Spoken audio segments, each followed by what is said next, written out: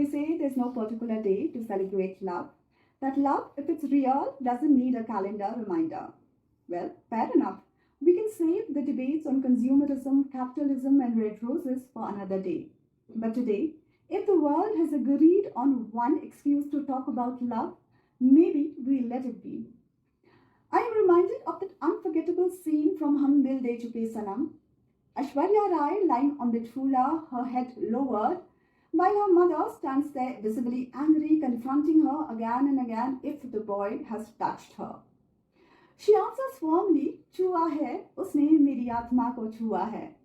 Ladies and gentlemen, not the body, not the surface, the soul. And every time I hear that line, I think how absolutely terrifying must that be for people who survive on policing what they can see. Because how do you control something that does not loiter around in parks, in malls, and leaves absolutely no CCTV footage at all? Today we read about Bajrang Dal activists, moral policing couples in Indore, Madhya Pradesh, and I'm sure the rest of India. But let's just be honest, it's never just about organizations, it's also about the uncles and aunties, the self-appointed custodians of public morality who show up everywhere uninvited like chaat masala and mayonnaise on absolutely everything. Momo, add mayo. Omelette, add mayo. Love, obviously, add some moral policing.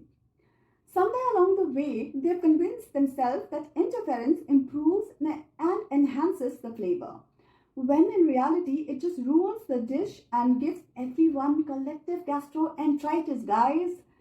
Coming back to the soul part, I often wonder if love touching the soul was a crime. What exactly would the punishment be like? Extraction? Confiscation? Or maybe a written explanation in triplicate with family signatures? And then my mind wanders some more. What would they have done in earlier centuries when kings had multiple wives, when Krishna danced with the gopis, when Meera loved Krishna so fiercely that her devotion became poetry, bhajans and history, and of course Radha too?